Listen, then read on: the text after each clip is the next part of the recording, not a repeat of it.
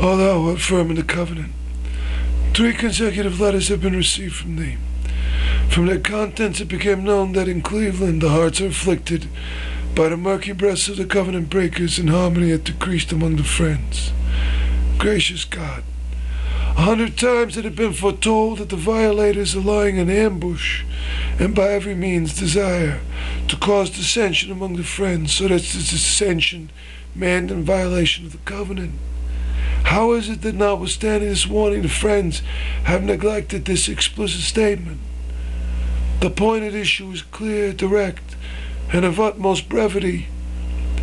Either Baha'u'llah was wise, omniscient, and aware of what would ensue, or was ignorant and in error. He entered by his supreme pen into such a firm covenant and testament with all the Baha'is, first with the Agson, the Afnan and his kindred, and commanded them to obey and turn toward him. By his supreme pen he hath explicitly declared that the object of the following verse of the Kitab Agdas is the most great branch. When the ocean of my presence is ebbed, and the book of my revelation is ended, turn your faces toward him whom God had purposed, who had branched from this ancient root. Its meaning briefly is this, that after my ascension it is incumbent upon the Agson, the Afnan and the kindred, and all the friends of God, to turn their faces to him who hath branched from the ancient root. He also plainly saith in the Kitab Agdas, O ye people of the world, when the mystic dove will have winged its flight from its sanctuary of praise and sought its far-off goal, its hidden habitation, refer you whatsoever you understand not in the book to him who hath branched from this mighty stock. Addressing all the people of the world, he saith, when the mystic dove flieth away from the orchard of praise to the most supreme and invisible station, that is, when the blessed beauty turneth away from the contingent world toward the invisible realm, refer whatever you do not understand in the book to him who hath branched from the ancient root, that is, whatever he saith is the very truth. And in the book of the covenant, he explicitly said that the object of this verse, who hath branched from this ancient root, is the most mighty branch. And he commandeth all the Agson, the Afnan, the kindred, and the Baha'is to turn toward him. Now, either one must say that the blessed beauty hath made a mistake, or he must be obeyed. Abdu'l-Baha hath no command for the people to obey, save the diffusion of the fragrances of God, the exaltation of his word, the promulgation of the oneness of the world of humanity, the establishment of universal peace, and other of the commands of God. These are divine commands and have nothing to do with Abdu'l-Baha.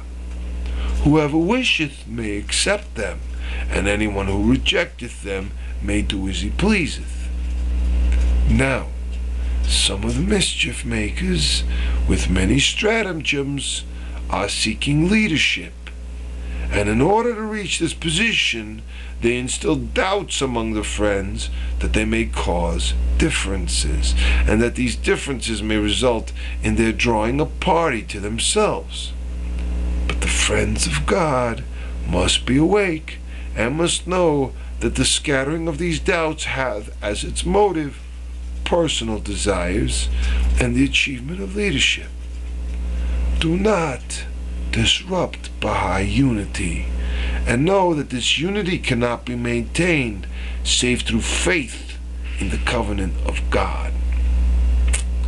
Thou hast the desire to travel, that thou mayest spread the fragrances of God. This is highly suitable. Assuredly, divine confirmations will assist thee, and the power of the covenant and testament will secure for thee triumphant victory. O thou art firm in the covenant, thy letter was received. Thou hast expressed satisfaction with the convention that this gathering hath been the means of the elevation of the cause of God and the demonstration of the power of his word. The greatness of the cause will clear away these differences and may be compared to health in the body of man, which, when established, cureth all disease and weakness. Our hope is that no trace of opposition may remain, but some of the friends in America are restless in their fresh ambitions and strive and seek under the ground and in the air to discover anything that breedeth dissension. Praise be to God. All such doors are closed in the cause of Baha'u'llah, for a special authoritative center hath been appointed, a center that solveth all difficulties and wardeth off all differences. The universal house of justice likewise wardeth off all difference, and whatever it prescribeth must be accepted, and he who transgresseth is rejected. But this universal house of justice, which is the legislature, hath not yet been instituted.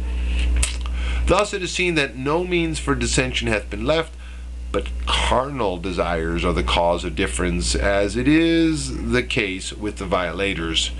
These do not doubt the validity of the covenant, but selfish motives have dragged them to this condition. It is not that they do not know what they do. They are perfectly aware, and still they exhibit opposition. In short, the ocean of the covenant is tumultuous and wide. It casteth ashore the foam of violation, and thus rest ye assured. Be engaged in the furtherance of the Mashrikul Ashkar, and prepare the means for the diffusion of the divine fragrances. Be not engaged in anything but this, for otherwise thou shalt dissipate thine attention, and the work will not advance.